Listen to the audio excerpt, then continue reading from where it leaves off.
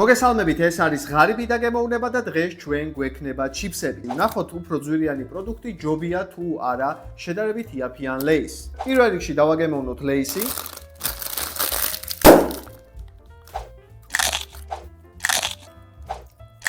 ლეის დიდი შეფასება არ ჭირდება, მივანიჭოთ 10-დან 5 ქულა. თუ რომელიმე უკეთესი იქნება, ვნახოთ რამდენად უკეთესია ან რამდენად უარესია. დავიწყოთ პრინგლსით. ეს ხირდა 5 ლარი.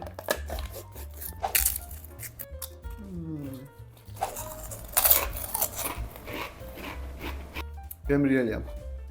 პურივით არის, სქელია. ბიუჯეტურ ამბავში ლეისი კარგია, მაგრამ ეს ნამდვილად ჯობია ლეის. გაზიან სასმელებთან, ლუთთან, ძალიან კარგი უნდა იყოს მომწონს. 10-დან 8.5. შემდეგი იყოს ავსტრიული ლორენზო.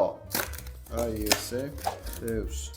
ბრავო ყუთია. ნახოთ, ამაში დევს რაღაც. აი ესეთი. სუნი აქვს ძალიან მძაფრი. იმედია ცხარი არ არის. ეს ოდნავ უფრო მარილიანია ვიდრე ეს. ამიტომ მგონია რომ ლუთთან უფრო უკეთესი ეს იქნება, მაგრამ აი უბრალოდ საჭმელად ალბათ ეს ჯობია. აუ ძალიან კაია რა. მე მომეწონა. ამას შევაფასებ 10-დან 8 ქულით. აი 9.5 ქულით ჩამორჩება ამას.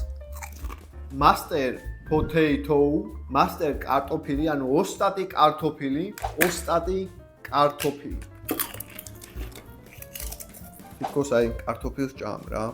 ძალიან კაია. და სად არის წარმოებული? ნახოთ. წარმოებულია თურქეთში.